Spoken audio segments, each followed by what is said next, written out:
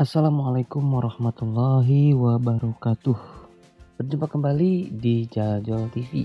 Video kali ini bukan lagu ataupun liputan-liputan yang lainnya, akan tetapi kita bergeser sebentar kepada tutorial. Di video kali ini, Jajol TV mencoba membuat aplikasi dari Microsoft Excel untuk membantu para operator ataupun bendahara di sekolah dasar dalam menyusun RKS. Aplikasi ini diberi nama Alpena Boss RKS 2021. Seperti apakah aplikasinya? Simak videonya sampai habis.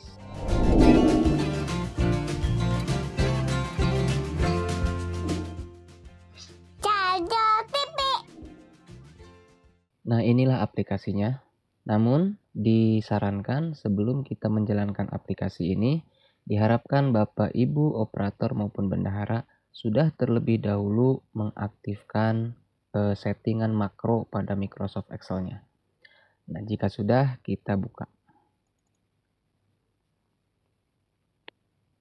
Nah, inilah tampilan awal dari aplikasi.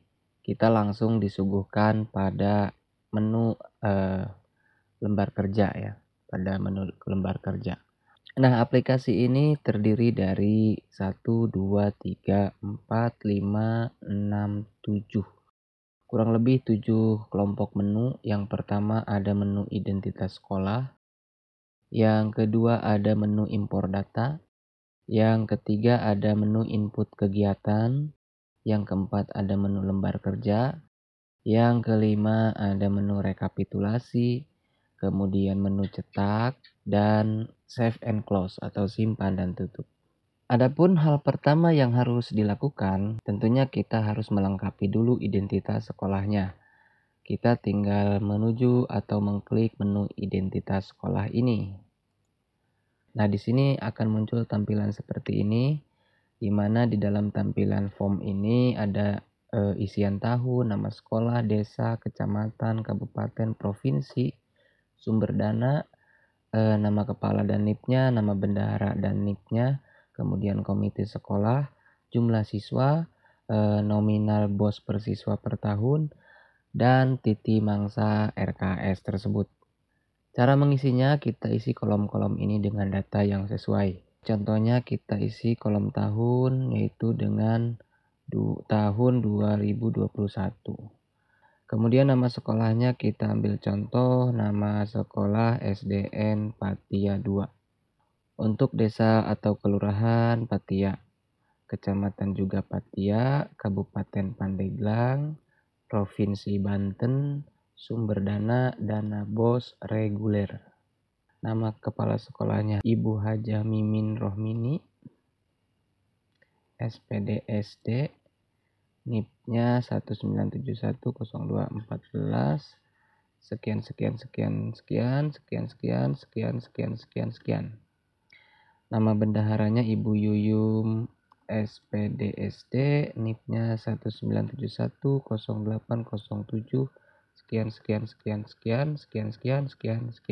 sekian.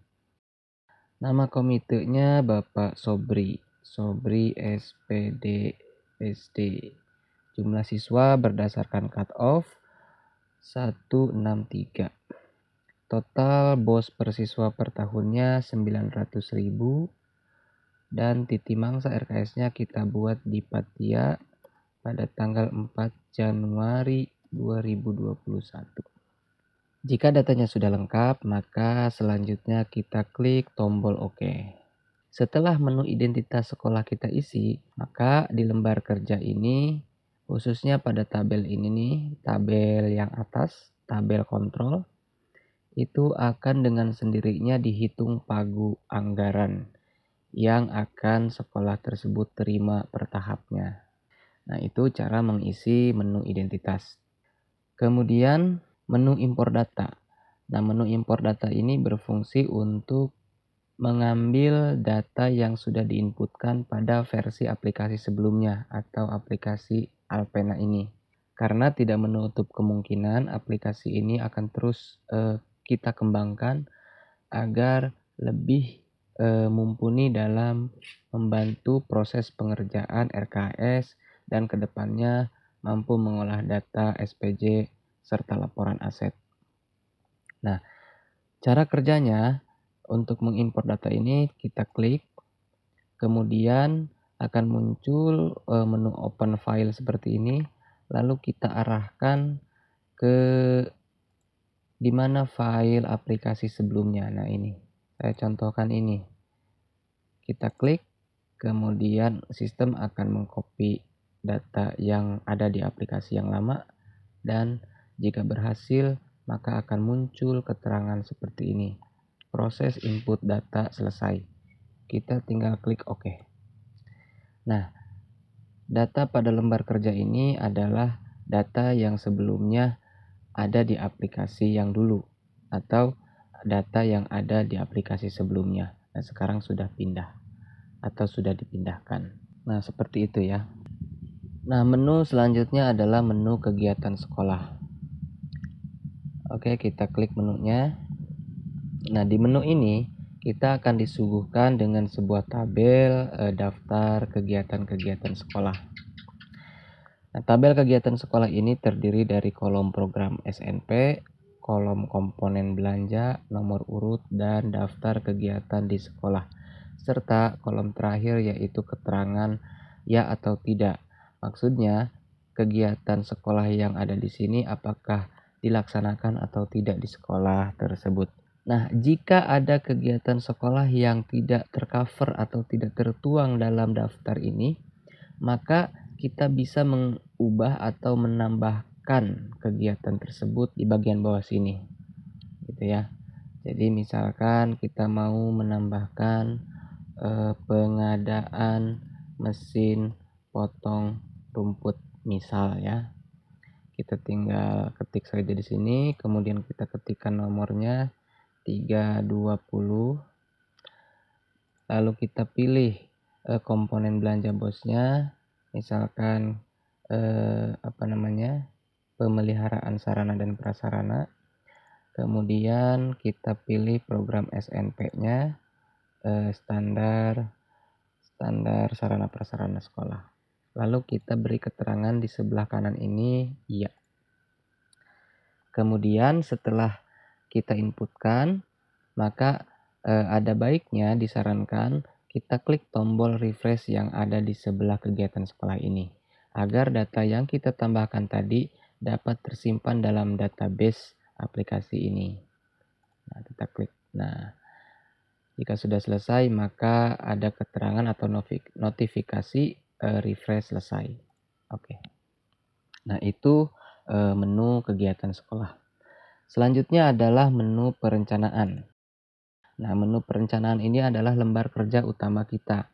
Nah, di sini kita akan menginputkan data sedemikian rupa yang mana data tersebut merupakan data atau rencana-rencana kegiatan serta anggaran sekolah. Nah, di tabel ini ada yang pertama kolom klasifikasi belanja, kolom rekening belanja daerah, kolom kegiatan sekolah, kolom uraian belanja, kolom volume yang terdiri dari bulan Januari sampai Desember, terus kolom jumlah, dan di sampingnya ada kolom satuan, harga satuan, serta jumlah total. Nah, di atasnya ini sebagaimana yang telah disebutkan tadi, bahwa tabel yang di atas ini adalah kontrol. Sifatnya adalah kontrol atau kendali, yang mana nanti data-data kegiatan yang kita inputkan di bawah ini akan direkap di sini. Jadi kita bisa mengetahui rencana kegiatan kita itu jumlahnya sudah sesuai dengan pagu anggaran per tahapnya atau belum. Bisa dilihat sisanya di sini. Apakah masih ada sisa atau malah minus atau pas. Nah, seperti itu kurang lebih fungsinya. Nah, selanjutnya bagaimana cara kita menginput rencana-rencana kita pada lembar kerja ini? Nah, di sini ada data yang telah diekspor tadi dari aplikasi sebelumnya. Kemudian kita akan coba menginputkan data baru. Nah, contoh di sini kita akan menginputkan klasifikasi belanja berupa belanja bahan pakai habis. Nah, selanjutnya rekening belanjanya kita tinggal pilih. Nah, jika list ini tidak berfungsi, Maka untuk mengaktifkan listnya, maka kita perlu merefresh tabel ini dengan cara mengklik tombol refresh agar formula atau sistem dalam file lembar kerja ini dibuat ulang secara otomatis. Kita tekan tombol refresh. Jika kita menekan tombol refresh, kita akan dibawa ke RKS-nya. Nah, seperti ini nanti RKS yang akan diolah oleh aplikasi ini. Kita kembali ke perencanaan. Apakah sudah berfungsi rekening belanja daerahnya? Coba kita klik. Nah, sekarang sudah muncul pilihan-pilihan rekening belanja daerah berdasarkan klasifikasi belanja bahan pakai habis. Nah, misalkan kita akan memilih belanja alat tulis kantor. Kita tinggal klik. Selanjutnya kita isi kegiatan sekolahnya. Sama dengan 2 kolom sebelumnya, kita tidak harus mengketik manual, kita tinggal pilih saja di sini. Di sini disuguhkan seabrek kegiatan sekolah, contoh-contoh kegiatan sekolah, yang mana kegiatan ini adalah diambil dari menu kegiatan sekolah yang sudah kita buat sebelumnya. Nah, karena ini terlalu banyak, maka ada cara khusus yang bisa kita gunakan untuk lebih memudahkan mencari kegiatan yang dimaksud. Bagaimana caranya? Kita cukup double klik di sini atau klik 2 kali. Nah, maka akan muncul alat bantu atau menu bantu untuk mencari kegiatan sekolah yang dimaksud. Di menu ini ada 2 kolom. Yang pertama kolom untuk mencari kata kunci dan yang di bawahnya adalah kolom untuk menampilkan kegiatan yang kita cari tadi. Nah, karena ini rekening belanja daerahnya adalah alat tulis kantor, maka kegiatan sekolahnya kita pilih kegiatan sekolah yang dimana pelaksanaan itu membutuhkan alat tulis kantor. Contohnya kita ke siswa baru, kegiatan penerimaan siswa baru.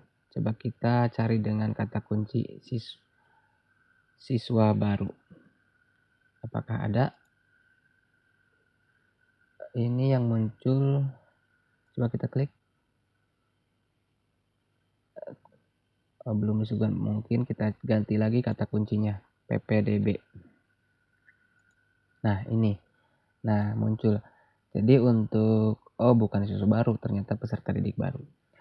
Nah, dengan kata kunci PPDB ini kita akan disuguhkan daftar atau kegiatan yang di dalamnya mengandung kata PPDB. Maka kita tinggal klik ini, lalu kita tekan tombol tambah. Nah, kegiatan sudah jadi. Selanjutnya kita inputkan uraian belanjanya. Di kegiatan pelaksanaan PPDB ini, yang mana belanjanya itu adalah belanja alat tulis kantor. Nah, di sini kita tuangkan barang-barangnya. Misalkan dalam kegiatan PPDB ini kita butuh kertas HVS. Nah, kita tinggal tulis manual. Selain kertas HVS, misalkan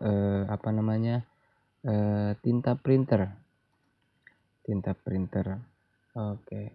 Nah, contohnya 2 saja. Nah, kemudian kita inputkan volume belanja kertas dan tinta ini, rencananya mau di bulan apa kita melakukan belanjanya. Misal di sini kita belanja pada bulan Juli ya, bulan Juli. Kertas 1, tintanya 1 misalkan. Kemudian kita isi kolom satuannya. Satuannya misalkan kertas itu rim dan tinta printer itu botol. Nah, selanjutnya ke harga satuan.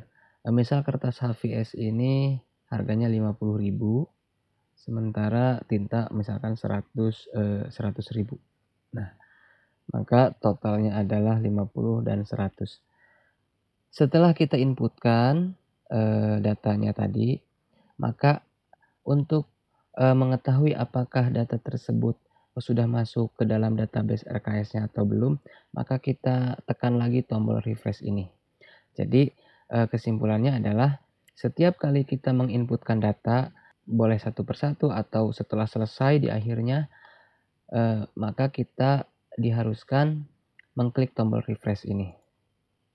Kita klik, nah refresh. Nah, ini lembar hasil RKS yang diolah oleh aplikasi itu. Apakah barang tersebut sudah masuk? Coba kita lihat. Di sini ada gaji ada pembayaran honor guru, kemudian nah ini ternyata sudah masuk.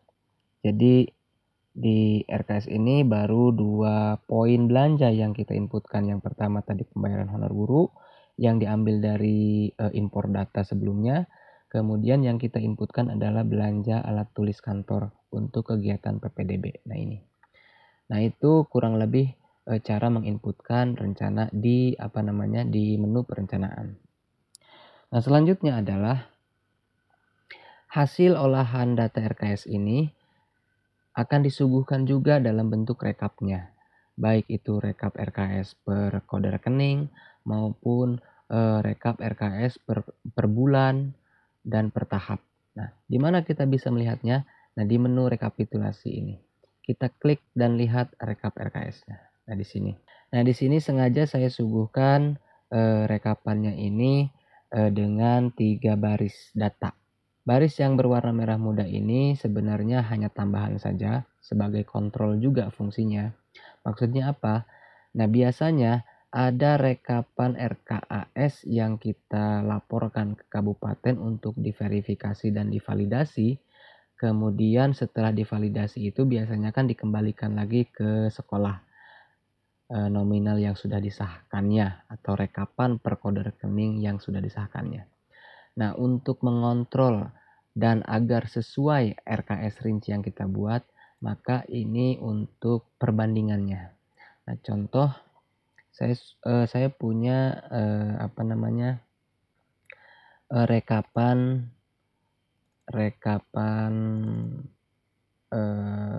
RKS yang sudah disahkan oleh kabupaten. Nah, ini.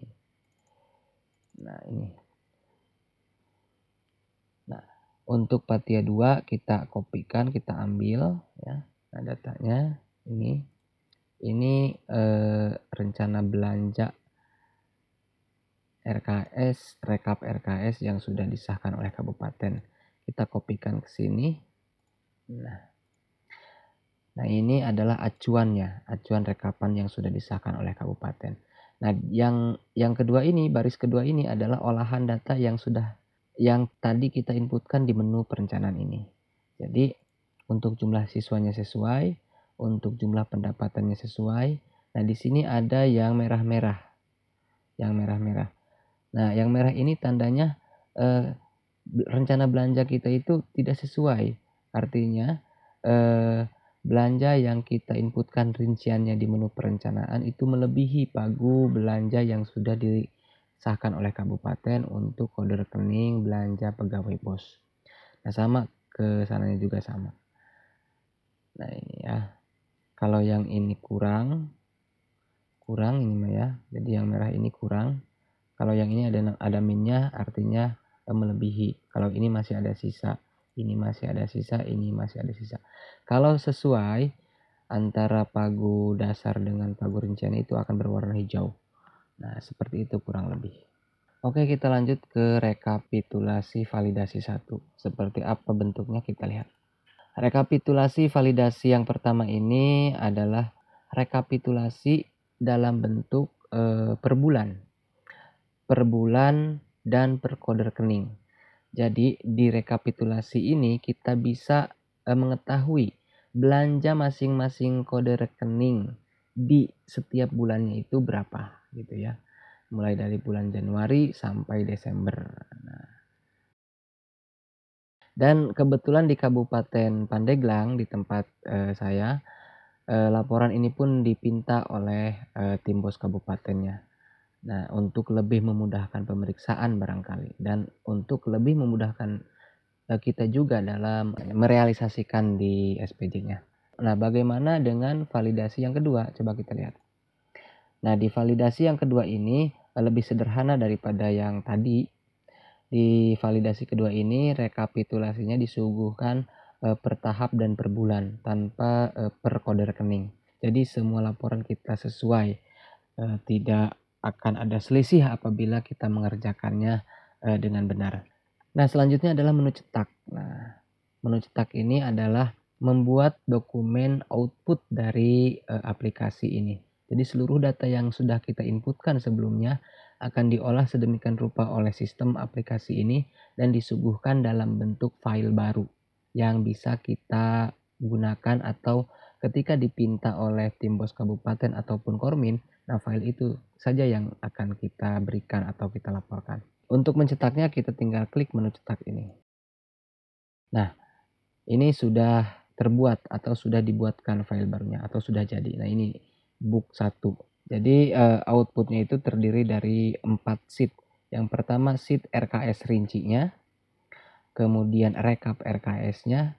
Nah, di rekap RKS ini kolom-kolom sebagai pembanding itu sudah hilang dengan sendirinya.